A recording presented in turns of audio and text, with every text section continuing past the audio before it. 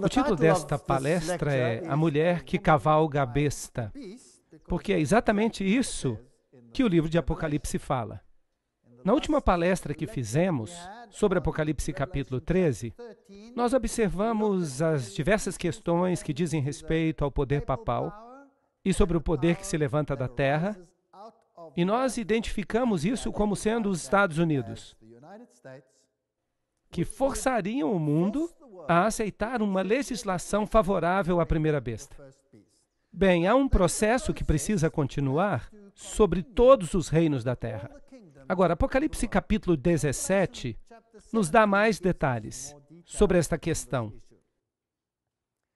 E veio um dos 7 anjos que tinha 7 taças e falou comigo, dizendo, aproxima-te, e eu te mostrarei o julgamento da grande prostituta.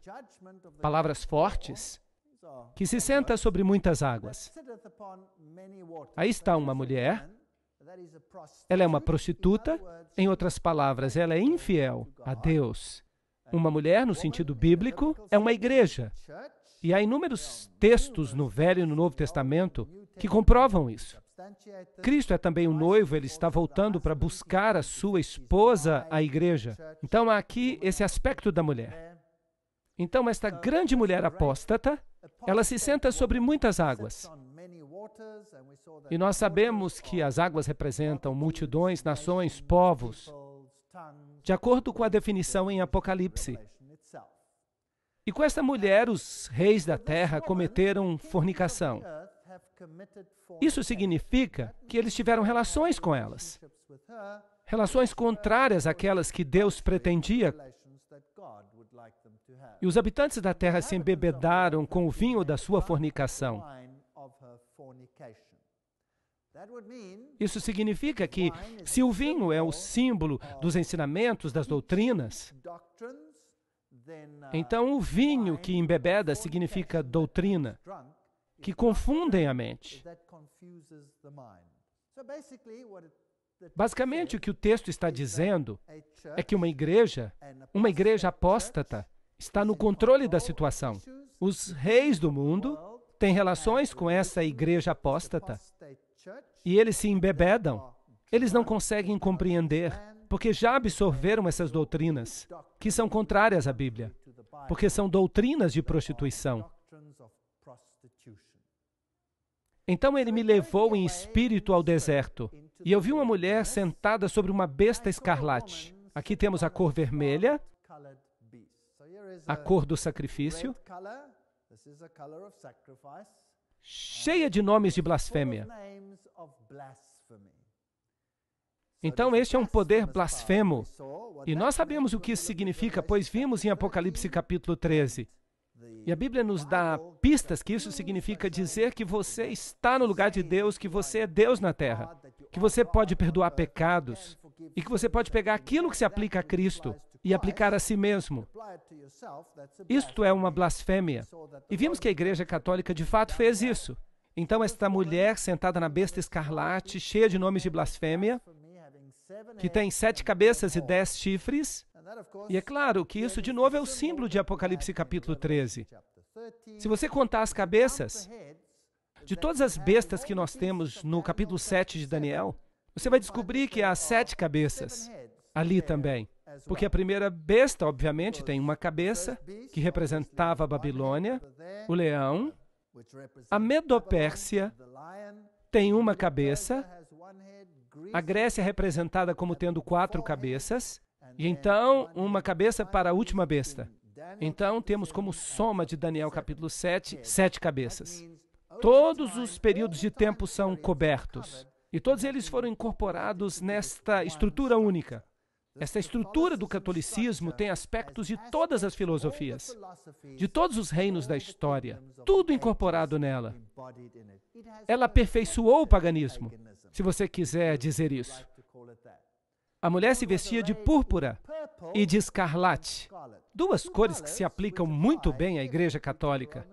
Os católicos usam o púrpura e a cor vermelha para os cardeais e para os bispos. Ela se enfeitava com ouro e pedras preciosas e pérolas. Percebam que é um dos sistemas mais ricos que já existiram. Tendo uma taça de ouro em sua mão, cheia de abominações e da imundície de sua fornicação. Então, essa taça de ouro está cheia de doutrinas falsas.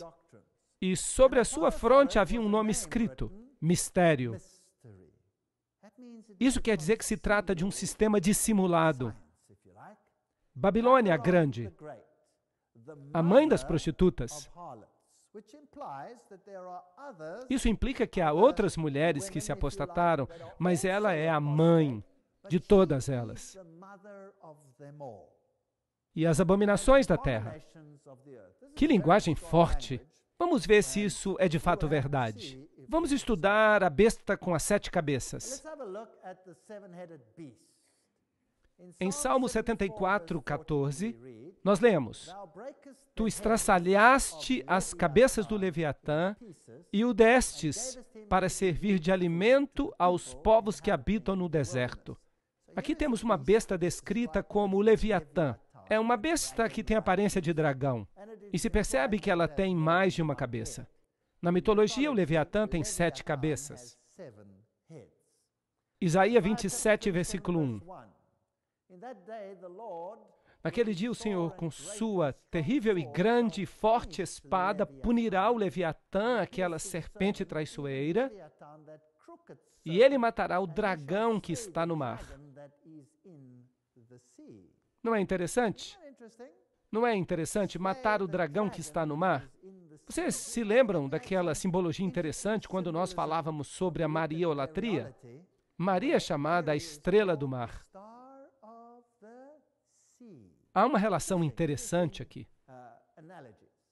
Apocalipse 12, 3. E apareceu outra maravilha no céu, e eis um grande dragão vermelho que tinha 7 cabeças e 10 chifres. Em Isaías nós temos um dragão. Nós não sabemos quantas cabeças ele tem. Nós temos o Leviatã, do Salmo 74, que Isaías 27 aplica ao dragão. E em Apocalipse nós vemos que ele tem 10 chifres. Vocês percebem como tudo se encaixa? Se você usar o paralelismo, você consegue encontrar todas as cabeças. E 7 coroas sobre as cabeças. Então, esse dragão do Apocalipse 12 é um poder governante que está em controle. Ele é o príncipe deste mundo. Jesus mesmo chamou a Satanás de príncipe deste mundo. Apocalipse 13, 1. E eu me levantei sobre a areia do mar e eu vi uma besta que se levanta do mar, que tem 7 cabeças e 10 chifres, e sobre os chifres 10 coroas, e sobre as cabeças o nome de blasfêmia. Agora nós temos aqui uma divisão em 10 chifres, 10 reinos, sobre os chifres 10 coroas. Isso significa que a besta governa com esses 10 reinos na época da Idade Média. Porque Roma governava através do poder de outros reinos. Apocalipse 17, 3. E ele me levou em espírito até o deserto, e eu vi uma mulher, sentada numa besta escarlate, cheia de nomes de blasfêmia, tendo 7 cabeças e 10 chifres. Obviamente, esta é a representação dos reinos de Satanás em todos os séculos. E em Apocalipse 17, vamos ter a culminação desse poder nos eventos finais, um pouco antes da volta de Jesus. Então, o dragão tem 7 cabeças. No livro de Apocalipse, as cabeças representam poderes políticos, através de quem o dragão opera. Satanás tentou 7 vezes estabelecer o seu próprio governo sem ser desafiado. Em primeiro lugar, houve uma guerra no céu. E a resposta de Deus foi a expulsão de Satanás do céu. Então, Adão e Eva e o mundo antediluviano, ele tentou estabelecer o seu reino ali. Qual foi a resposta de Deus? A Adão e Eva, ele fez a promessa de redenção e iniciou o sistema de sacrifícios. Então, a Torre de Babel foi a sua próxima tentativa de estabelecer uma união entre todas as nações da Terra. A resposta de Deus, a confusão das línguas, a separação das nações. Interessante. Então, durante a encarnação, ele pensou que ele podia destruir a Cristo para estabelecer o seu reino. Mas a resposta de Deus foi a vitória sobre o pecado e a morte, transformando aparentemente a pior derrota em sua maior vitória. Satanás então tentou o estabelecimento do seu reino na Roma pagã. E a resposta foi a decisão de Esmirna. As pessoas estavam preparadas para morrer em vez de apostatar. Então ele tentou estabelecer o seu sistema na Roma papal. A resposta? A reforma. Ele nunca conseguiu ter sucesso. Será que haverá uma última vez em que ele tentará estabelecer o seu reino? Uma tentativa de fazer com que todas as nações do mundo se organizem numa nova ordem mundial? Será possível? Isso seria interessante, 7 tentativas. Mas Deus reagiu a isso através do clamor da meia-noite. Esse é o tema de uma das nossas próximas palestras. Um assunto complicado. E Apocalipse 12:3 diz: E apareceu outra maravilha no céu, e eis um grande dragão vermelho, com 7 cabeças e 10 chifres, e 7 coroas sobre as cabeças. Este poder faria guerra contra outro sistema, um sistema que representava o povo de Deus. Então há um dragão e ele ataca a mulher vestida de branco. E essa guerra vai continuar até a volta de Jesus. É isso que a Bíblia diz. Então essa criatura que nós vemos em Apocalipse 13 saiu do mar. Ela nos mostra quais são as características do poder papal. Pois esse sistema tem todas as características do poder do chifre pequeno, em Daniel capítulo 7. Então é o mesmo sistema. E esse sistema tem um componente semelhante ao da Medo-Pérsia, porque tem as patas do urso. Ele tem filosofia grega. Toda a teoria evolucionista, por falar nisso, veio da filosofia grega. É de lá que vem. Esse sistema tem um componente grego. Há aqui um componente babilônico. Eu poderia gastar uma palestra inteira mostrando a comparação entre a religião babilônica e o catolicismo. Há uma palestra intitulada O Vinho de Babilônia, que você pode ler se você quiser. E tem os 10 chifres que representam esse poder final que eventualmente controlaria o mundo inteiro. Então, cabeças de leão com 10 chifres.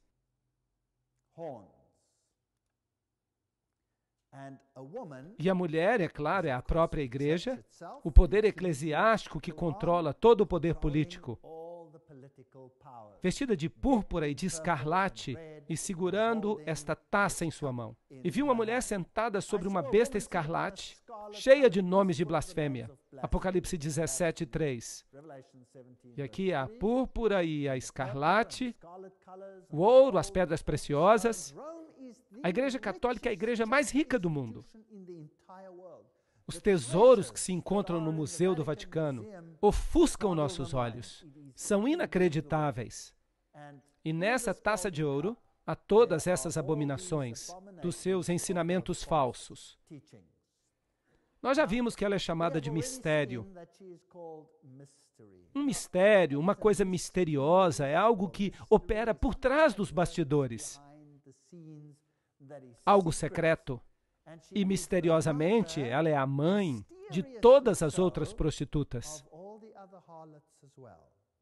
Será que ela controla todas as outras igrejas? As igrejas apóstatas em relação a Deus? Será possível? Nós ainda não estudamos isso em detalhes, mas eu vou chegar lá, numa próxima palestra. Apocalipse 17:5, a velha religião babilônica e a velha adoração ao touro, todas essas religiões antigas. Nós encontramos todos esses aspectos na Igreja Católica. 2 Timóteo 4:4 diz: E se afastarão da verdade e cuidarão em atentar para as lendas. Então a igreja eventualmente sucumbiria e, em vez de acreditar na salvação, no Cordeiro de Deus que foi sacrificado pelos pecados do mundo, passaram a entreter todo tipo de ideias que satisfaziam o seu ego. Salmo 116, 13 diz: tomarei a taça da salvação e invocarei o nome do Senhor. Qual é a nossa escolha, então? Vamos usar os sistemas do mundo e ficar numa boa?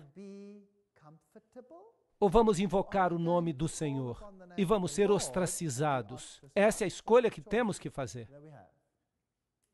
A Torre de Babel, uma mulher a qual a Bíblia chama de Babilônia, e todos esses aspectos se encaixam. 2 Tessalonicenses fala desse mistério, no capítulo 2, 7 a 10. Pois o mistério da iniquidade já opera. Então esse poder sorrateiro já estava em operação na época em que Paulo escreveu isso. Esse poder já estava operando então. Agora, já fizemos algumas palestras aqui, na qual nós olhamos os pais da igreja primitiva, com as suas ideias corrompidas pelo gnosticismo.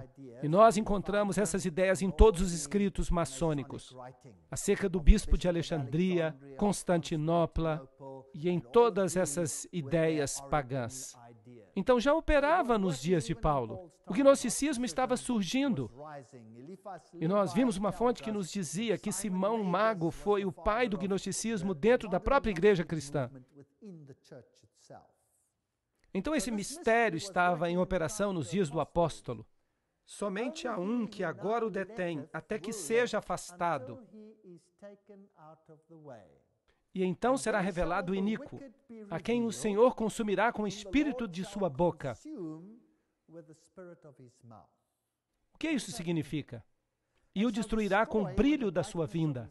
A vinda desse iníquo é segundo a eficácia de Satanás, com todo o poder e sinais e operação de maravilhas, e com todo o engano de injustiça naqueles que perecem, porque não receberam o amor da verdade, para que pudessem ser salvos. Este é um texto poderoso. Ele nos fala das circunstâncias do aparecimento deste poder que é o anticristo. E nos informa que alguma coisa o detinha. Então nós podemos ler: aquele que o detém será tirado do caminho, e então o iníquo será revelado. Então alguma coisa o detém, este sistema que já estava em operação nos dias de Paulo. Então algo seria tirado para que esse poder pudesse surgir e realizaria operação de maravilhas, milagres, engano, injustiça, enganando o mundo inteiro, tirando o amor da verdade das pessoas. Vamos olhar esta referência tremenda nos escritos de Paulo, com respeito ao homem do pecado. Ora, irmãos, quanto à vinda de nosso Senhor Jesus Cristo e à nossa reunião com Ele, rogamo-vos que não vos demovais facilmente do vosso modo de pensar, nem vos perturbeis, quer por espírito, quer por palavra, quer por epístola, como se procedesse de nós, como se o dia de Cristo já tivesse chegado. Jesus ainda não tinha voltado. O verso diz que Jesus ainda não está aqui. Diferentemente do que alguns dizem, Ele ainda não veio. Ainda não veio. Ninguém de maneira alguma vos engane, pois isto não acontecerá sem que antes venha a apostasia e se manifeste o homem do pecado.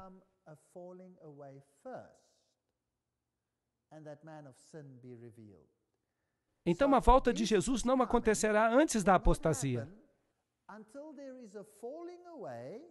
e o homem do pecado seja revelado, o filho da perdição.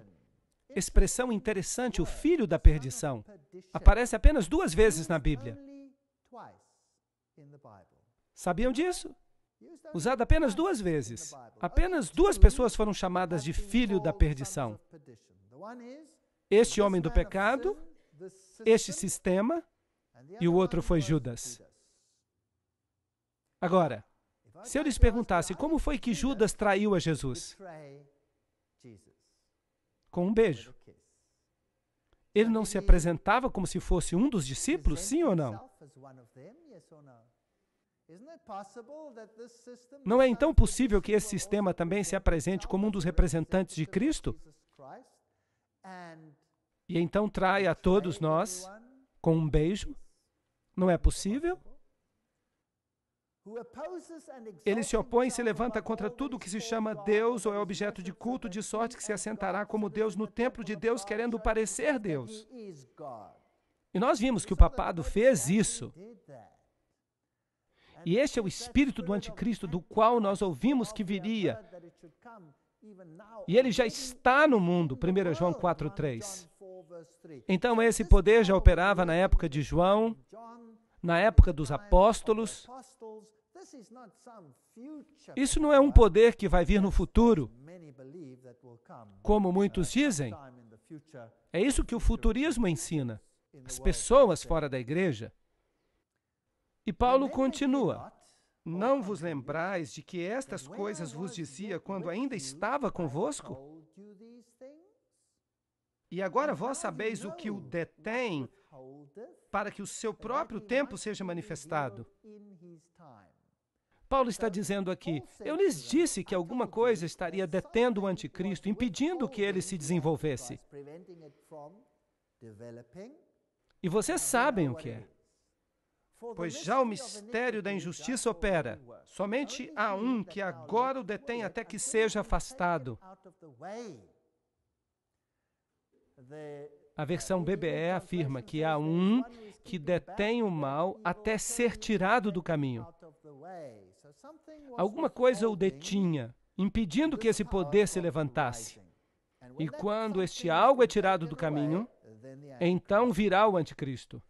E então será revelado o iníquo, a quem o Senhor desfará pelo sopro da sua boca e aniquilará pelo esplendor da sua vinda. Então Deus há de combater esse sistema com a palavra de Deus e o destruirá finalmente, por ocasião da sua vinda. É uma promessa. A vinda desse iníquo é segundo a eficácia de Satanás. E então temos esta passagem de novo, de como ele opera. Então, quando virá este anticristo? Paulo lhes disse que algo detinha. Nós ainda não temos os fatos acerca do que era. O livro de H. Grattan Guinness, Romanismo e a Reforma, nos diz. Aqui temos um ponto no qual Paulo afirma a existência do conhecimento na igreja cristã. Ele diz que a igreja primitiva sabia o que o detinha. A igreja primitiva nos diz o que ela sabia sobre o assunto. E ninguém nesses dias pode estar em posição de contrariar o seu testemunho, o que Paulo apenas verbalmente havia contado aos Tessalonicenses. Hoje em dia nós ficamos fazendo suposições. O que é que o detinha? É o Espírito Santo? É isso? É aquilo? Não, nós não sabemos. Paulo foi quem disse para eles o que é que o detinha. Por isso, só a antiga tradição pode ter autoridade para revelar isso. A especulação moderna é definitivamente uma impertinência com respeito a este assunto. Será que os cristãos primitivos podem nos dizer o que Paulo contou para eles que estava detendo o anticristo?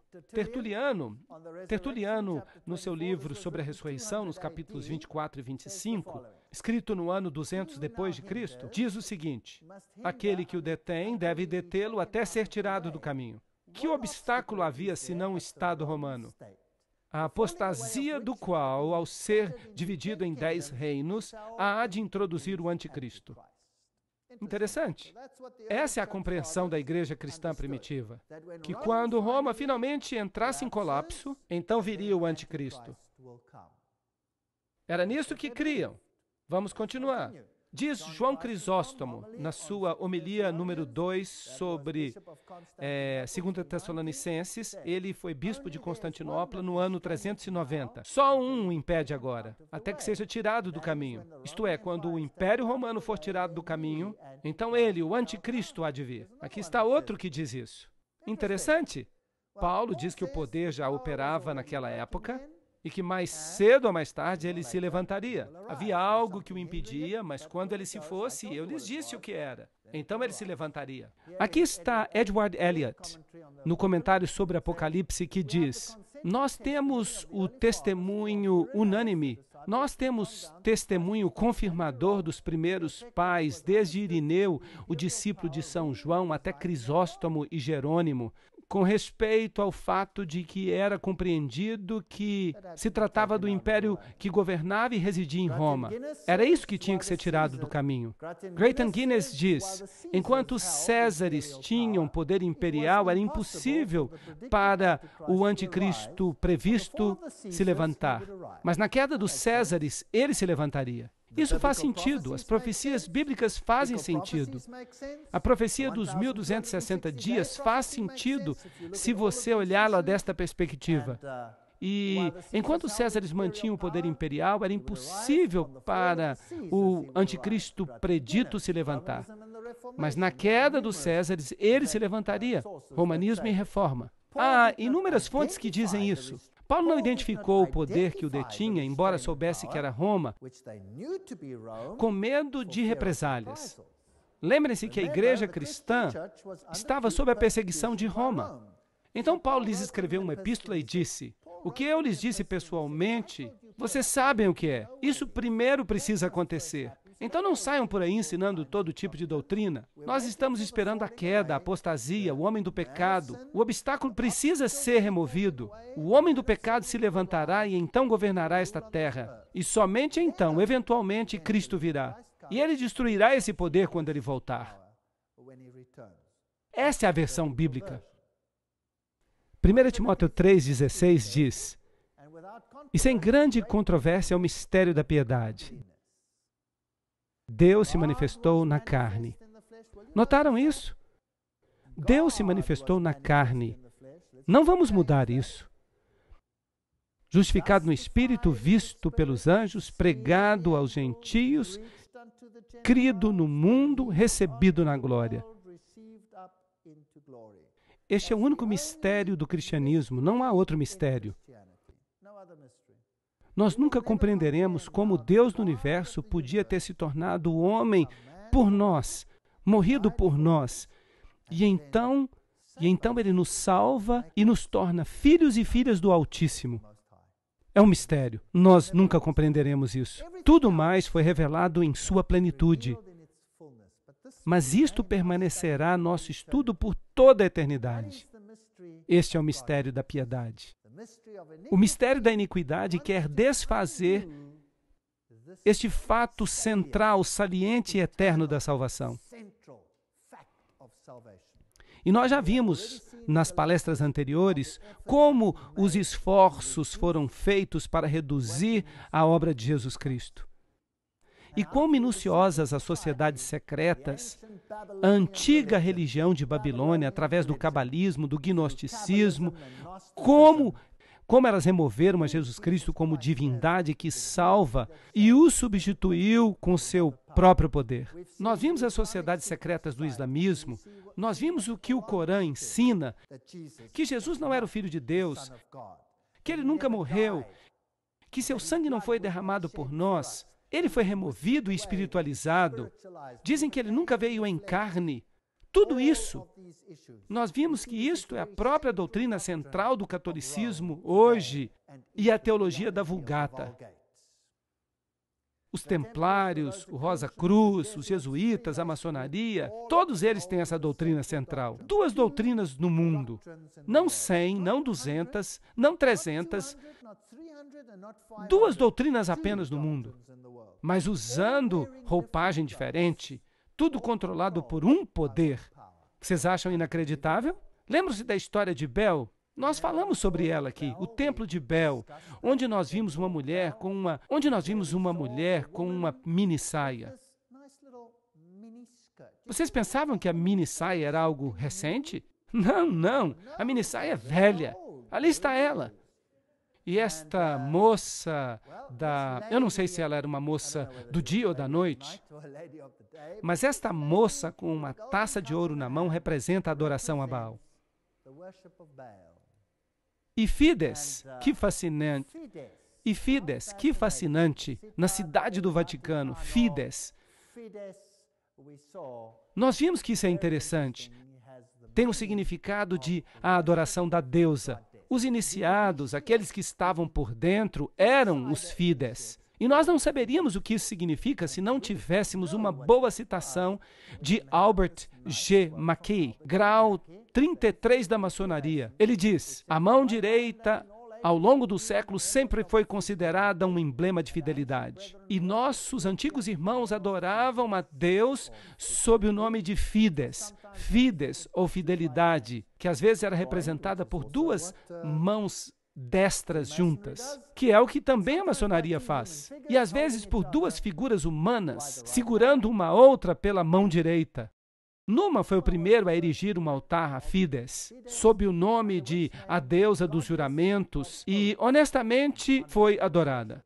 Os juramentos feitos em seu nome eram considerados mais invioláveis do que quaisquer outros. Isso é um mistério. Nós estamos mostrando um lado. Aqui está o mistério, ensinando por um lado, mas realmente ensinando por outro lado.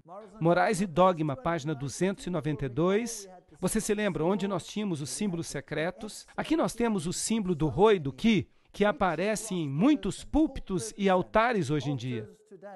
E o símbolo tem recebido conotações cristãs por parte dos Goim, para os catecúmenos, mas aqui, aquele que está por dentro, nos diz que representa o cajado de Osíris. Então é a representação do membro masculino que se encontra num barco. E ele também nos conta que vários outros símbolos que nós já vimos aqui são símbolos pagãos.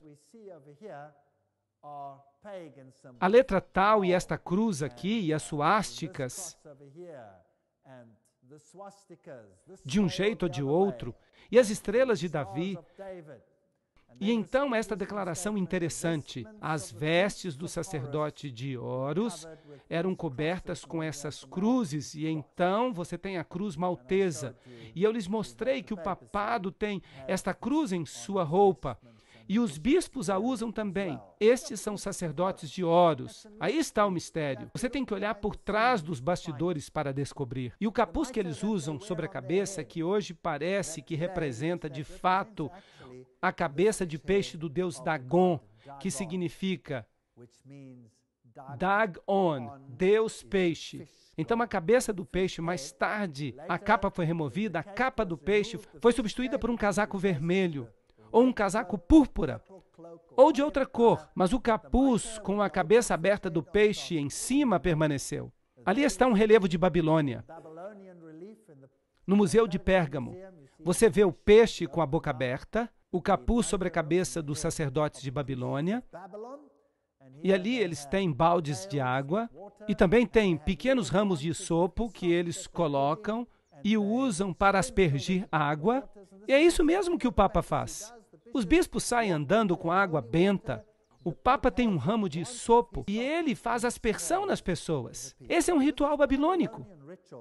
Esta é a purificação por meio de Babel. Bab, portão. El, Deus. Babel, portão dos deuses. Jesus diz: eu sou a porta, eu sou o portão. Jesus é o portal. Só há um caminho para o céu, e é o nosso reconhecimento da nossa pecaminosidade e a aceitação do sacrifício vicário do Filho de Deus que morreu por nós. Este é o único caminho para a salvação. Mas Babel diz: não, nós temos um outro portal para Deus. Essa é uma história fascinante. Vamos estudá-la com mais detalhes numa próxima palestra. Vocês sabem quantos Babs existem hoje no mundo? Sim, eles se chamam de Bab. Sibab, Baab. Vários nomes. Há muitos Babs lá fora. É melhor nós termos cuidado com esses Babs. Mas só há um Bab que leva a Deus, e esse é Jesus. Só uma porta, só um portal. Mas ele tem outra forma de purificação. Jesus diz: eu lhes aspergirei com isopo. O papado diz: não, eu vou fazer isso. Você será salvo pelo sistema e não de outra forma. As duas ideologias colidem. Era preciso ajoelhar-se diante dos sacerdotes, beijar suas sandálias, beijar seu anel. Isso é paganismo. Aí está o sinal de Shamash que você encontra por toda parte no mundo hoje em dia. É inacreditável onde você encontra os sinais de Shamash. Os gnósticos fundados por Simão Mago, que de acordo com Eliphas Levis se tornou feiticeiro de Nero, Em História da Magia, página 189. Essas são fontes muito importantes. Leves.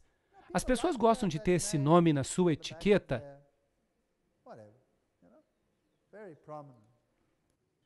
E se você vai para Roma, este é um símbolo que você vai encontrar lá. Este é o lado de fora de um antigo templo pagão, onde todas as religiões eram honradas. E no fundo você tem este quadrado que é maçônico. Então você tem um elefante em cima.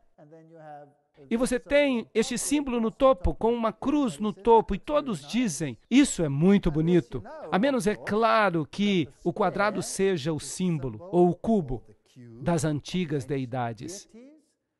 E que o Aleph é o alfa. O Aleph, a primeira letra, o elefante, que é o boi do Oriente. Assim, no hinduísmo, eles ainda têm o Aleph como símbolo do Deus Sol. A primeira letra em hebraico representa o boi, e sobre ele, o pedaço que falta de Osíris. E em cima de tudo isso, tal. Então você tem toda a catástrofe da adoração pagã neste símbolo aqui no catolicismo. E carmesim e púrpura são as cores. Não é fascinante que eles creem que nós temos o conhecimento do bem e do mal? Então você vai perceber que o Papa sempre se veste de branco. Ele representa o lado branco, o lado de Lúcifer. E o seu ajudante, seu coadjuvante, se você prefere, aquele que é o ditador militar de tudo isso, vai usar que cor? Preto. Portanto, o chefe da ordem dos jesuítas sempre usa preto, para que você tenha os dois lados do conhecimento do bem e do mal. E a mulher se vestiu de púrpura e escarlate, e se enfeitou com ouro e pedras preciosas e pérolas, tendo uma taça de ouro na mão, cheia das abominações e da imundícia de sua fornicação. Que linguagem forte! Se você pega a coroa papal, a tríplice coroa papal, que vem da Medo-Pérsia, se você pegasse apenas essa coroa e a vendesse, você pagaria toda a dívida externa dos Estados Unidos. E os sacerdotes que oficiam, eles têm as mesmas cores, e é claro que aqui eles celebram uma missa, que é o sacrifício literal de Jesus Cristo, repetidas vezes. Sentado no trono papal, diante do principal altar da Catedral de São Pedro, o Papa Paulo escuta o cardeal Swens, o famoso sermão sobre o Papa João, pregado durante a segunda sessão do concílio. Este sermão começou. Houve um homem enviado de Deus cujo nome era João. Que interessante. O que aconteceu no segundo concílio? Bem, naquele segundo concílio, todos foram convidados à Irmandade das Igrejas, exceto que Roma seria a mãe e as demais seriam apenas irmãs. Não é interessante? Eu acho interessante. A idolatria era adoração no velho sistema. A idolatria é a mesma adoração no presente sistema. Exatamente a mesma, mas a idolatria toma muitas formas. Idolatria não quer dizer apenas prostrar-se diante de uma estátua. A idolatria tem outros sentidos. E não é interessante percebermos que Roma controla tudo isso em sua totalidade, completa e absolutamente? Bem, nós não podemos falar de todos os sistemas de idolatria hoje, isso seria impossível, mas a idolatria não significa apenas prostrar-se a um ídolo. Você pode ter ídolos diferentes. E os esportes mundiais? Quem controla os esportes mundiais? Vocês sabiam que cada um dos principais clubes do mundo tem um símbolo maçônico? Isso é interessante. O maior time de futebol do mundo, o Manchester United, recorre diretamente ao diabo. Por que não? Parece uma boa alternativa quando você tem escadas maçônicas, símbolos maçônicos, sinais de chamas. Por que não? Esses são os principais times do mundo. E esses aqui? Nós temos animais das trevas, nós temos cavalos alados, Pégaso. Nós temos todos estes interessantes símbolos com pentagramas e escudos de Malta, e os símbolos do sol e os pentagramas, e leões e bodes de 2 cabeças.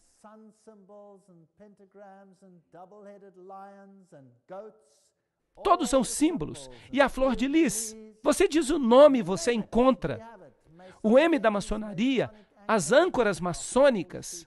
Você tem tudo. Dedos maçônicos, caveiras e ossos. E Titã é de fato o nome grego de Satanás. Então nós temos todos esses aspectos interessantes. O G, todo mundo que é maçom sabe que ele representa a loja maçônica. E se você for até Êxodo, capítulos 32, 2 a 6, e Arão disse a eles: tomem os brincos de ouro que estão nas orelhas das esposas de seus filhos e de suas filhas. Bem, hoje os brincos são muito populares. Trazem-nos para mim. E ele fez um bezerro derretido. E Arão fez uma proclamação e disse: amanhã é festa para Jeová. E eles se levantaram cedo no dia seguinte e ofereceram sacrifícios e ofereceram ofertas de paz. E as pessoas se sentaram para comer e beber e se levantaram para jogar. Agora, o que essas pessoas jogaram? O que vocês acham que elas jogaram? Bem, parte do sistema de adoração do sol era praticar esportes. Mas que tipo de esportes eles praticavam? Isso é interessante. Bem, vamos até a Unesco. Eles devem saber, porque o manifesto da Unesco, como vocês sabem, foi escrito por um membro da Caveira e Ossos. E ele está por dentro, ele é um iniciado. E ele escreve, por exemplo, o polo era conhecido pelos persas e foi restaurado ao seu significado original de jogo do sol por Akbar. Marcar um gol com a bola do sol era equivalente ao triunfo da luz sobre as trevas, do bem sobre o mal. Mas lembrem-se que a maçonaria chama a luz de trevas e as trevas de luz, e chama Jesus e Jeová de mal. E chama Jesus e Jeová do mal. Então, o triunfo da luz sobre as trevas representava no paganismo o triunfo de Lúcifer sobre Jesus Cristo.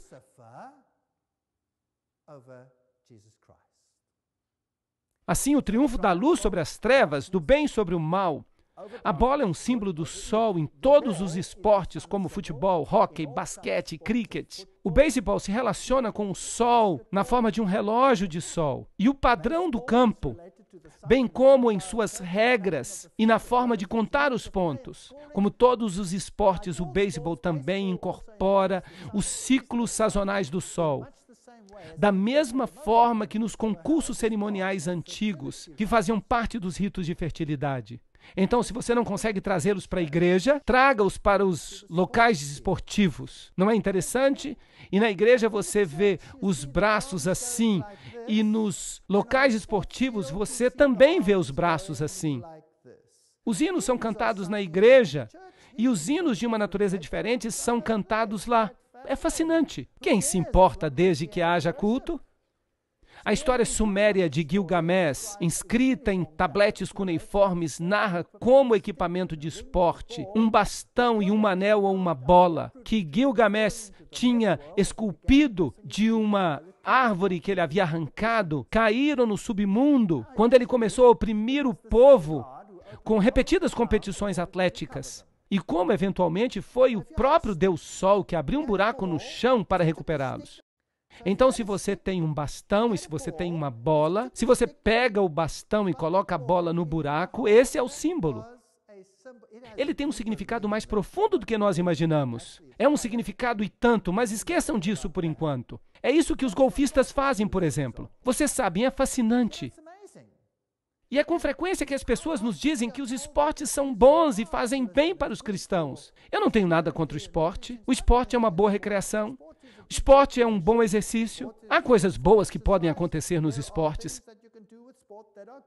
Mas se o esporte se torna uma religião, isso não é um problema? Isso não é idolatria? A tocha olímpica que o corredor carrega para marcar o movimento cíclico do Sol no período das Olimpíadas, o período de 4 anos até os próximos Jogos é também relacionada com o ritmo cíclico do Sol. Primeiramente celebrados na Grécia, os Jogos eram concursos cerimoniais em honra de Zeus. Vocês já assistiram a cerimônia de abertura? A cerimônia na Grécia, eles honraram os deuses ou não? Sim, eles honraram, e nós assistimos assim mesmo. Bem, o Sol, a Lua e os outros planetas flutuam sobre os Jogos Olímpicos de Barcelona. A associação do Sol com os esportes antecede os deuses Hércules e Apolo na Grécia, como fica evidente a partir do conto épico do herói sumério Gilgamesh. Isso é algo fascinante. Como no esporte, o Sol é onipresente em praticamente todos os aspectos da vida, quer seja na arte, na arquitetura, filosofia, religião, nos festivais, no folclore, na dança ou na música. Uau! Satanás pensou em tudo. Toda manhã o deus pagão do dia nos acorda, pois os romanos, nos séculos primitivos da era cristã, chamavam cada dia de acordo com os 7 planetas: Sol, Lua, Marte, Mercúrio, Júpiter, Vênus e Saturno. Se nós observarmos os símbolos das Olimpíadas, nós perceberemos que eles têm o símbolo de Baal-Hadad. O símbolo de Baal-Hadad, símbolo de Baal-Hadad, símbolo de Baal-Hadad, símbolo de Baal-Hadad. Você o encontra em toda parte. Isso é paganismo. Aqui está um jovem trazendo uma elegante camisa de hóquei para o Papa. Vamos ver o que ele vai fazer com ela. A fine hockey shirt.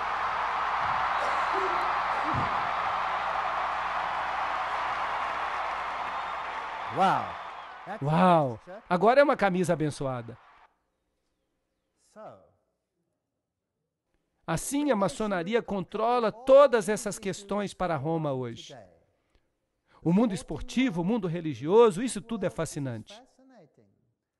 Eu fico imaginando quanta idolatria está oculta no mistério e quanto a Bíblia quer revelar para nós dessa história maravilhosa de Apocalipse 17. Vamos esperar até a próxima palestra para descobrir.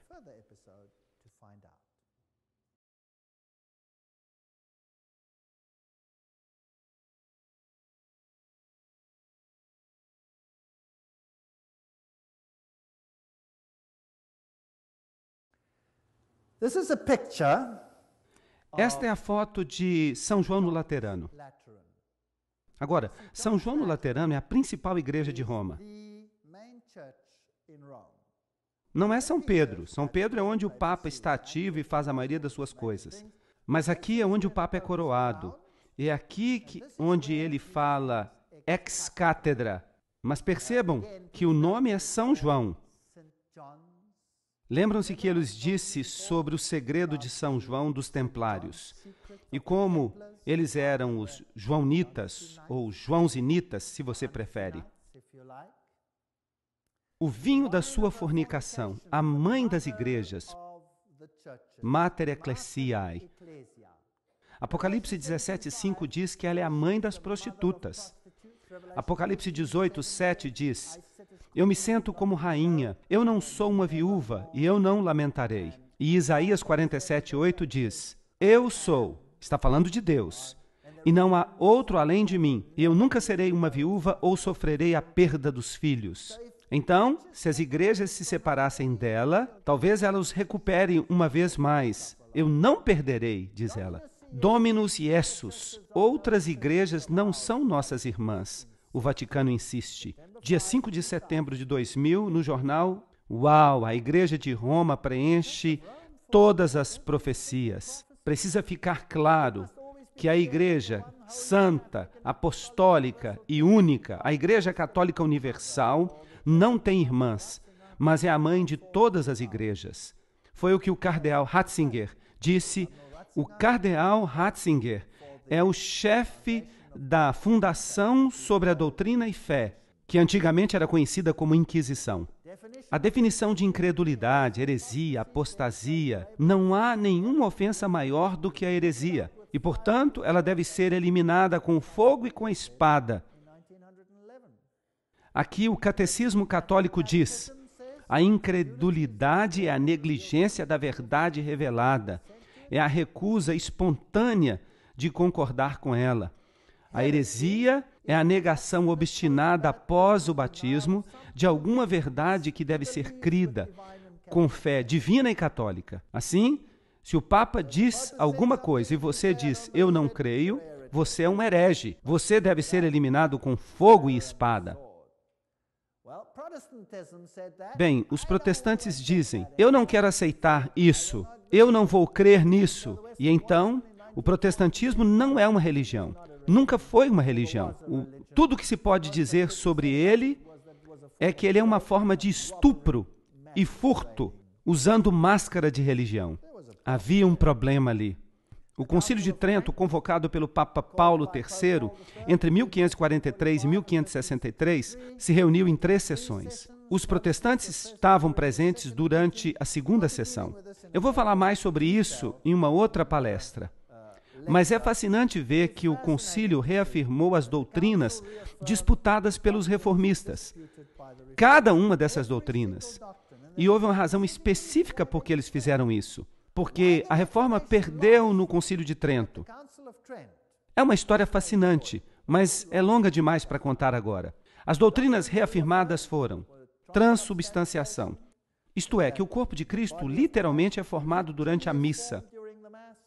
As doutrinas reafirmadas foram, primeiro, a transubstanciação, isto é, que o corpo de Cristo era literalmente formado durante a missa. Em segundo lugar, justificação pela fé e obras. Terceiro, a missa medieval. Quarto, os 7 sacramentos. Quinto, o celibato. Sexto, a doutrina do purgatório. E vocês vão perceber que essa doutrina aparece nas versões modernas da Bíblia. 7, as indulgências foram reafirmadas. E o poder papal foi aumentado. Agora, todo o poder residia em um homem. Então, depois do Concílio de Trento, verdadeiramente todo o poder residiu em um homem. E verdadeiramente o Papa representa o homem do pecado. A transgressão da lei. Mas, e se você mudar a lei? Você não apenas a transgride, mas você tem a audácia de mudá-la. Então aqui, nós temos um sistema completo, como a Bíblia diz que seria. Transubstanciação. A maravilhosa dignidade dos sacerdotes em suas mãos, como no ventre da bendita Virgem Maria, o Filho de Deus se torna encarnado. Vejam o poder do sacerdote. A língua do sacerdote é capaz de criar Deus de um pedaço de pão. E isso é maior do que criar o mundo. Vejam que eles se sentem muito bem com isso. Se qualquer pessoa desejar que no sacramento da Sagrada Eucaristia estejam contidas verdadeiramente, realmente, substancialmente, o corpo e o sangue, juntos com a alma e a divindade de nosso Senhor Jesus Cristo, e, consequentemente, todo o Cristo, mas diz que ele está ali somente como um sinal, uma figura, uma metáfora, que ele seja anátema. Aí está o problema. Eu não vou concordar com isso, porque Jesus Cristo foi sacrificado, porque por um sacrifício ele aperfeiçoou para sempre a todos aqueles que são santos. Hebreus 10, 14. Então eu tenho um problema com esta declaração, de que quando nós celebramos a missa no sentido católico romano, isso não significa lembrar o Senhor até que ele volte, mas é o vinho da sua fornicação, certo ou errado? E aqui está o que ele faz. Ele prega Jesus Cristo na cruz para sempre. Jesus fica lá por todo sempre. Ele é crucificado várias vezes. Ele é crucificado várias vezes. É por isso que o seu símbolo também é o crucifixo. Porque é lá que eles querem que Jesus fique, na cruz. Mas o meu Jesus não está mais na cruz. Ele está no céu e ele vai voltar como Rei dos Reis e Senhor dos Senhores. Lembram-se da questão do perdão dos pecados? Em Lucas 5:21, blasfêmia. Se você diz que um homem pode perdoar pecados, perdão dos pecados. O Filho do Homem tem autoridade sobre a terra para perdoar pecados. Ele disse ao paralítico, eu te digo, levanta-te, toma a tua cama e vai para a tua casa. Jesus provou que ele tinha essa autoridade. Mas o sacerdote tem o poder das chaves, ou o poder de libertar os pecadores do inferno, ou de torná-los dignos do paraíso e de transformá-los de escravos de Satanás em filhos de Deus. E o próprio Deus é obrigado a aceitar a decisão dos seus sacerdotes de perdoar ou não perdoar. Essas são doutrinas de vinho da fornicação. Maria como a mediatriz, e agora Jesus desaparece. Em 1854, o Papa Pio IX declarou que Maria era imaculada. Em 1951, ele, o Papa Pio XII, definiu e declarou a doutrina da assunção corpórea de Maria. O pecador que se aventura a vir diretamente a Cristo pode vir com temor e apreensão da sua ira, mas que ele empregue a mediação da Virgem com o seu filho, e ela tem somente que mostrar ao filho os seios que o amamentaram, e a sua ira imediatamente desaparece. Que doutrina estúpida! É realmente revoltante. E eu poderia lhes mostrar os slides da Caverna do Leite. Quantos aqui já ouviram falar da Caverna do Leite em Belém? Onde o leite de Maria é esguichado contra as paredes e é um lugar sagrado autenticado pelo Papa. Isso não passa de um ritual de fertilidade pagão. Imaginem um filho hoje, se a sua mãe está zangada com ele, ou se ele está zangado com a mãe, e ela lhe mostra os seios. Ele pensaria: mãe, você ficou doida? Isso é o paganismo, isso é um culto de fertilidade. Essas são declarações dos santos católicos. Ele cai e se perde e não recorre a Maria. Maria é chamada o portão. Vejam, Jesus diz: eu sou a porta. Não há outro caminho. É isso que diz Jesus. O portão do céu, porque ninguém pode entrar no reino bendito sem passar por ela. O caminho da salvação não é aberto a ninguém a não ser através de Maria. A salvação de todos depende de seus favores benditos. Aquele que é protegido por Maria será salvo. Aquele que não é se perderá. A nossa salvação depende de ti. Deus não há de nos salvar sem a intercessão de Maria. Bem, digam-me, isso não é o vinho da sua fornicação? O Papa disse: Maria deve ser uma deusa. Então, o dogma da Assunção. E nós já falamos sobre isso. Eu só estou mostrando para vocês agora no Apocalipse para ver como tudo se encaixa. A tradição, a infalibilidade das Escrituras, a tradição, a infalibilidade das Escrituras. Bonaventura Rimwand, que é o porta-voz do Papa, disse que o Papa é infalível. A Bíblia, nós já falamos sobre isso, o índice dos livros proibidos, o Textus Receptus é proibido, mas a versão jesuíta não é. Bem, nós já falamos sobre essas questões. Nós tivemos uma palestra inteira sobre isso. Não é tudo isso o vinho da sua fornicação? Isso não faz de Jesus menor do que de fato ele é? A Septuaginta foi feita na Biblioteca de Alexandria. Aqui está esse teólogo, Paul Nitter. Quem que ele é? Paul Nitter serviu como missionário da Palavra Divina antes de assumir a posição na Universidade Xavier, em Cincinnati, onde ele é atualmente o professor de teologia. Ele estudou na Pontifícia Universidade Gregoriana. Esta é a maior universidade jesuíta de Roma. E ele estudou com Karl Rahner. Karl Rahner era o jesuíta que foi posto em cargo de fazer todas as igrejas se sujeitarem mais uma vez a Roma. Bem, nós vamos falar sobre isso numa outra palestra. E ele escreveu um livro, por nenhum outro nome. E no livro, ele mostra que você pode se salvar do jeito que você quiser, da maneira que você quiser. Não importa o que você crê para ser salvo. Vejam, isso não é o vinho da sua fornicação? A religião mundial, os sinais maçônicos, o Dalai Lama, as cruzes tortas. Vocês sabiam que esta aqui é a mesma cruz que os satanistas usam? Vejam como Jesus está magro nela. Vejam um sinal de V, o triângulo maçônico em cima da cruz torta. Isso é a adoração de Lúcifer. E eles usam IHS, eles dizem que significa Jesus Hominum Salvator, Jesus Salvador dos homens. Mas alguns dizem que significa a seu serviço. Não, significa Isis, Horus, Seb, a trindade egípcia. Se você olha no pátio externo, trata-se de um círculo dentro de um círculo, uma roda dentro de uma roda.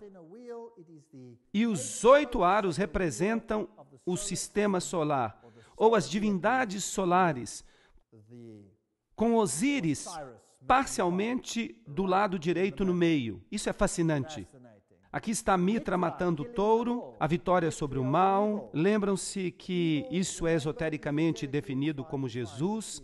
Aqui está a estrutura do culto, membros através de uma série de 7 graus, cada um deles tendo um símbolo especial e um planeta tutelar, do mais baixo até o mais alto. Aqui está Córax, o corvo, representante de Mercúrio, ninfos, notem isto, interessante, ninfos, uma palavra criada que significa noivo, está representando Vênus. Isso quer dizer que quando você é iniciado no sacerdote, você se torna um noivo. Mas e o celibato de Roma? Sim, mas como noivo, você não tem que ser celibatário.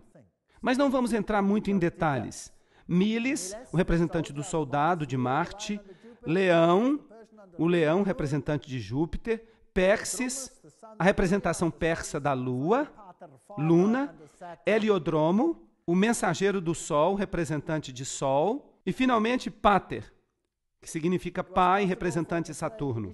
Era possível que um iniciado no mitraísmo fosse membro de mais de um culto, mas as mulheres não podiam se tornar membros. Isto é catolicismo. O catolicismo romano é o mitraísmo. Este é o aspecto persa do culto.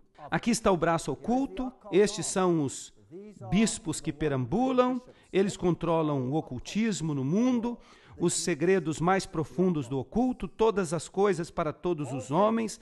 Ali o Papa recebe o tilak, ele recebe o bindi, a marca vermelha na fronte, que é o sinal de Siva, e Siva é Lúcifer. E aqui ele beija o Corão, todas as coisas para todos os homens. A Bíblia diz em Apocalipse 17:2, com quem os reis da terra cometerão fornicação. E aqui estão todos eles, da queda, na frente do Papa. Nós olhamos para os reis da terra que criaram pânico neste planeta. E eles têm negócios com o papado. Vejamos, Gorbachev com o papado. Aqui há ditadores com o papado.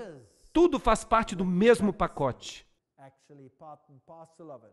Por que eles sempre usam preto quando eles visitam o Papa? Porque eles têm que refletir os 2 lados da história maçônica, o conhecimento do bem e do mal. A rainha dos Bilderbergers, o príncipe Philip, nós temos muita coisa interessante a dizer sobre ele. O príncipe Charles usando preto e o Papa usando branco. E aqui nós temos os equivalentes no mundo islâmico. Gravata preta, pelo menos. Estão vestindo também meias pretas. Aqui está Margaret Thatcher, ali está Carter, os japoneses, a família Bush e a família Blair.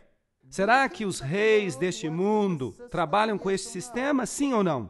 Há outro sistema na Terra que se qualifica como este sistema? Inácio de Loyola, juntos. Se você está pensando em votar, veja esses 2 candidatos aqui. Há uma batalha entre este daqui e este de cá. Mas estes 2 pertencem ao caveira e ossos. Então, por que nos importarmos com quem vai vencer a próxima eleição? Quem vai se importar? Apocalipse 17:6. E eu vi a mulher bêbada com o sangue dos santos e com o sangue dos mártires de Jesus. Aí está. A noite de Bartolomeu, os valdenses, a guerra dos 30 anos, a guerra dos 100 anos, o derramamento de sangue, Stalin. Eles fizeram tudo o que eles quiseram com o povo de Deus. Inacreditável. Eles os matavam de um lado para o outro.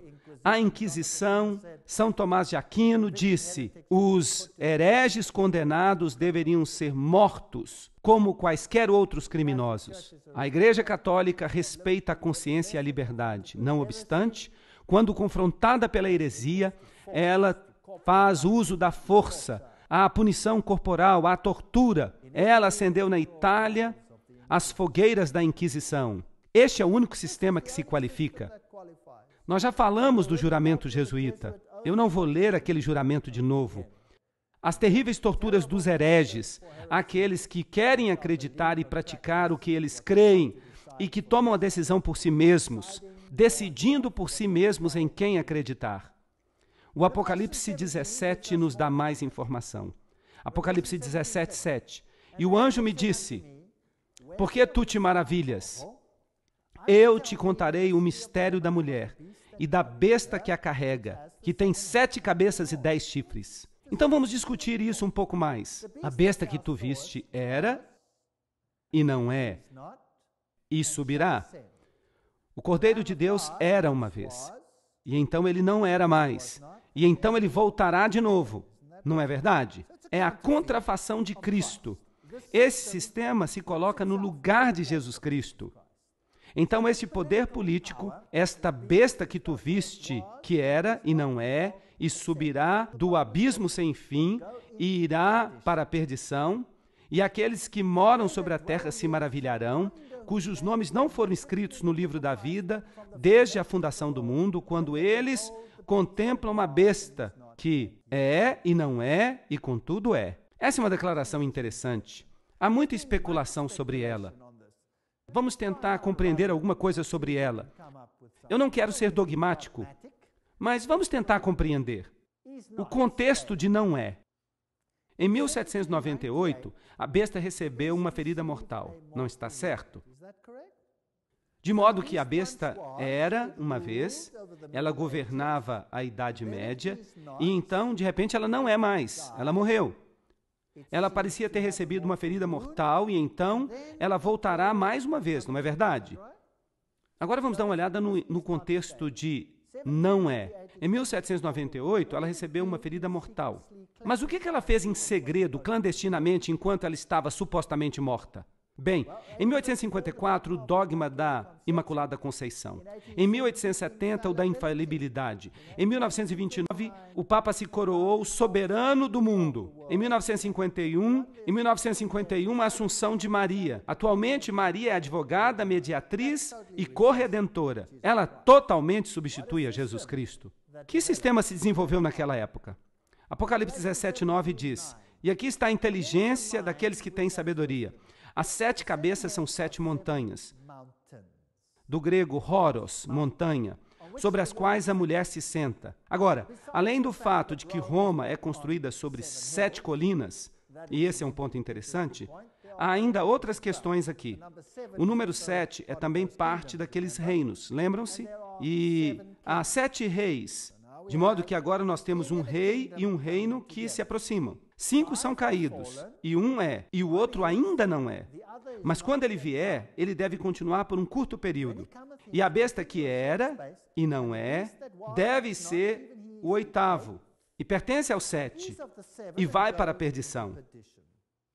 Aí está um quebra-cabeça para aqueles que gostam de enigmas. Vamos dar uma olhada nas cabeças ou montanhas. Na Bíblia, elas simbolizam impérios, e não reis individuais. E eu devolverei à Babilônia e aos habitantes da Caldeia todo o mal que eles fizeram em Sião. À tua vista, diz o Senhor, eis que eu sou contra ti, ó montanha destruidora, diz o Senhor, que destróis toda a terra. E eu estenderei a minha mão contra ti, e eu te rolarei das rochas, e eu farei de ti uma montanha queimada. Esta é a referência à Babilônia, que atacaria o povo de Deus. Uma montanha é um reino. Então vamos tentar identificar as 7 cabeças. Eu não quero ser dogmático.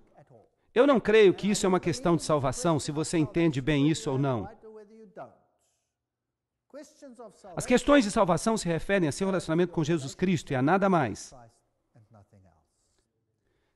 Então, quer você saiba exatamente quem são elas, isso não importa de fato.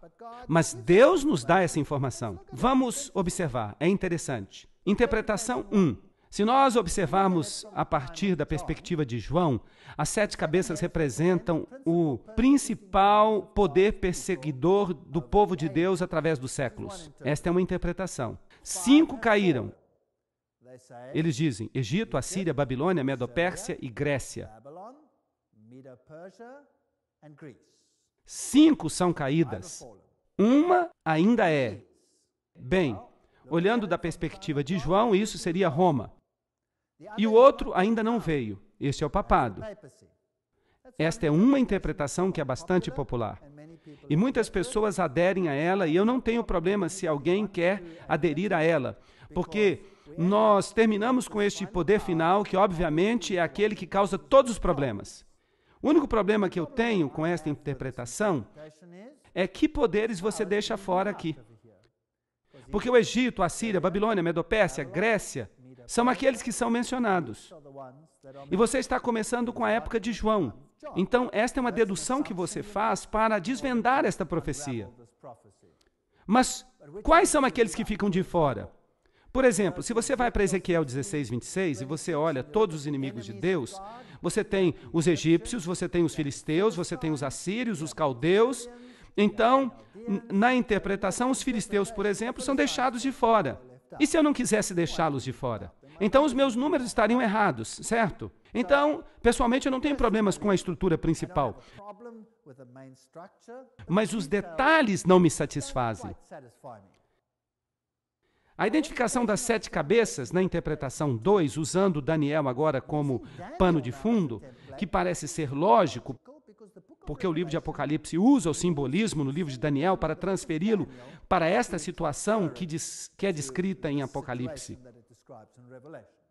Então, usando Daniel como pano de fundo, nós começamos com Babilônia e nós contamos do tempo dos eventos representados em Apocalipse 17.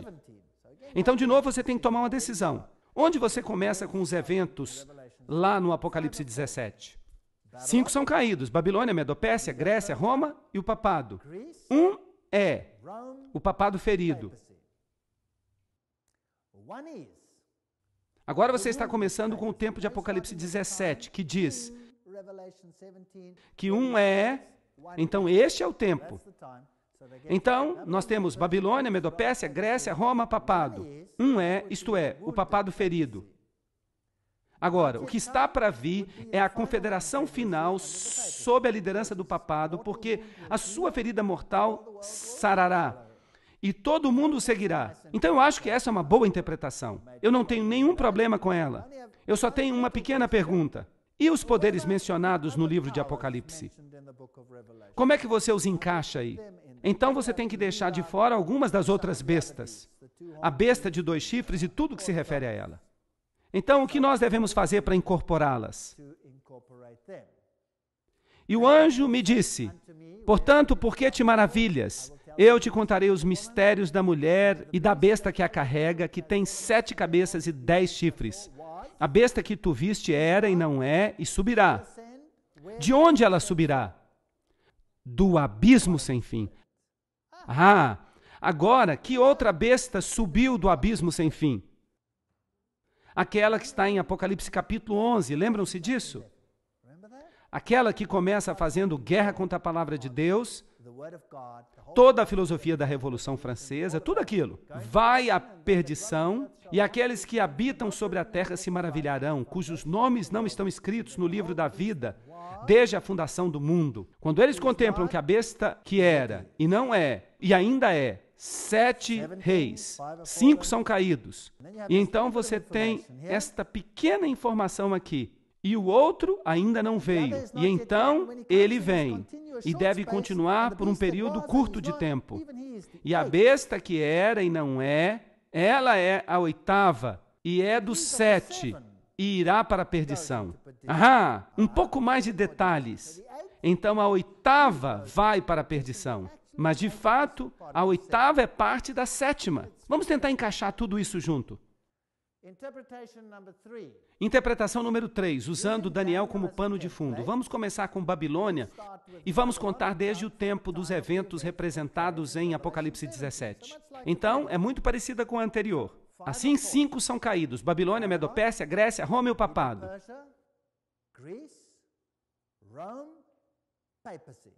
Esse foi o poder religioso político que governou a Idade Média. Aí você começa então com os eventos representados em Apocalipse 17.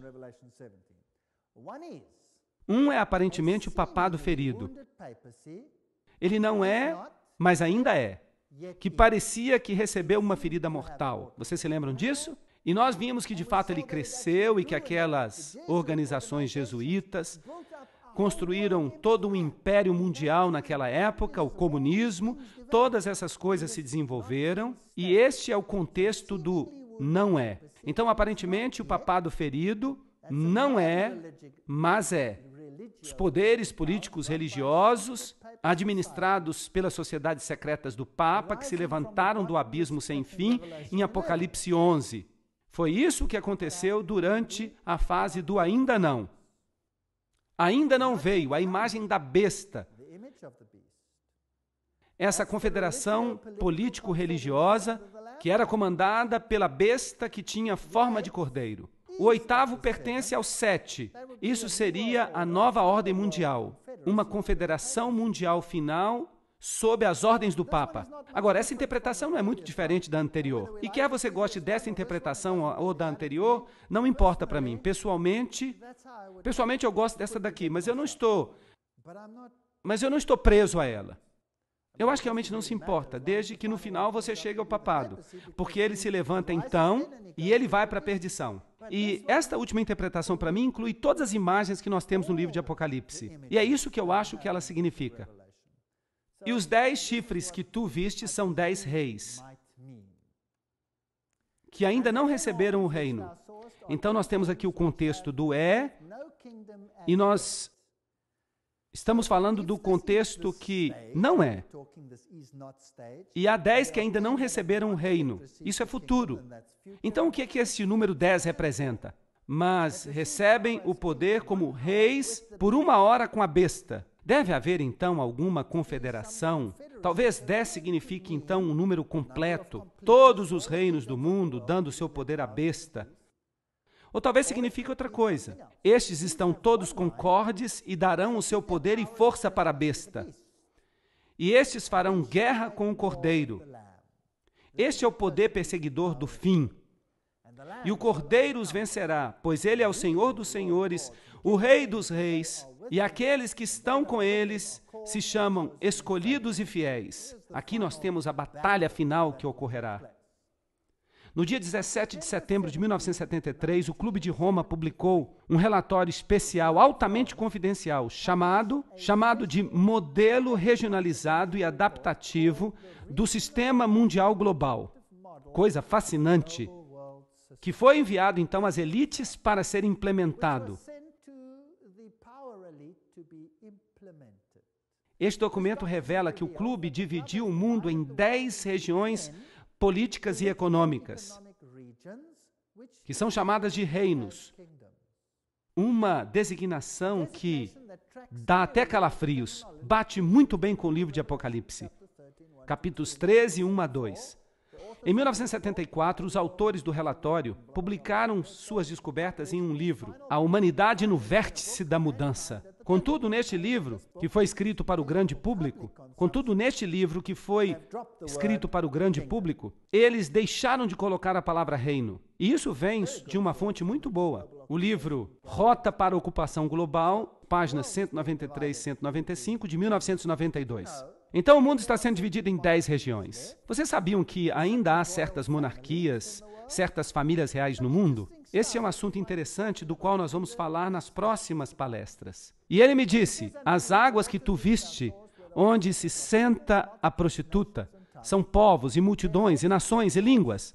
E os 10 chifres que tu viste sobre a besta, este odiarão a prostituta e a deixarão desolada e nua, e comerão a sua carne e a queimarão com fogo. Então, primeiramente, nós temos os reinos do mundo dando seu poder para a besta, para esse sistema religioso. E então, esse sistema religioso sai e faz guerra contra o povo de Deus. O que acontece a seguir? Alguém tem uma ideia? Deus coloca uma sebe ao redor do seu povo. Ele os protege. Ele os segura na palma da mão, como ele fez no Egito. Mas eles legislam contra eles. Eles não podem comprar, não podem vender, não podem fazer nada. Mas O teu pão e a tua água serão certos. 1000 hão de cair ao teu lado, 10.000 à tua direita, mas tu não serás atingido. Todas as promessas de Deus se aplicam. Eventualmente, eles tentam, em sua ira, exterminar este grupo que se apega às doutrinas contrárias às doutrinas do mundo. E Deus, então, envia as pragas. E há muito sofrimento na terra. Mas o povo de Deus está protegido. Eventualmente, essas nações percebem que elas foram o quê? Enganadas. E elas se voltam com ódio amargo e agridem e destroem aqueles que tentaram destruir o povo de Deus. É isso que está escrito, é isso que significa. É fascinante. Agora notem, é muito interessante. Eles a queimam com fogo. Qual era a punição no Velho Testamento para uma prostituta que era pega em adultério? Ela era apedrejada até a morte. Mas esta aqui é queimada com fogo. Esta era a punição para a filha de um sacerdote que era pega em prostituição. Sim, ela era queimada. Isso não é interessante?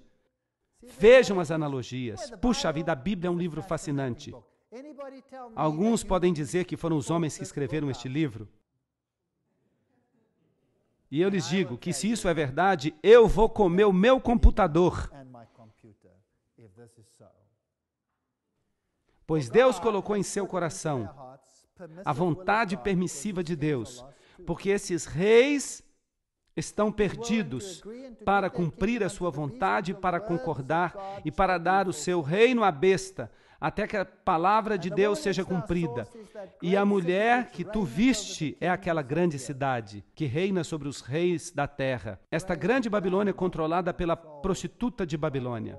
Aproxima-te, e eu te mostrarei o juízo da grande meretriz que se senta sobre muitas águas, com quem os reis da terra cometeram fornicação, e os habitantes da terra se embebedaram com o vinho da sua fornicação. Apocalipse 17, 1 e 2. Aí está o final do assunto. Então, minha pergunta para você hoje à noite é: você tem medo deste sistema a ponto de obedecê-lo? Ou você se apega a Deus? Qual é a sua escolha? Por que ser tão estúpido a ponto de seguir esse sistema, se é isso que vai acontecer com ele? Nós seríamos estúpidos se não seguíssemos a Deus. Além disso, Deus tem um caráter misericordioso que nunca força ninguém. Ele apenas apela a nós. Deus é cheio de amor e misericórdia. Ele é gentil. Por que eu seria tão estúpido a ponto de seguir este sistema?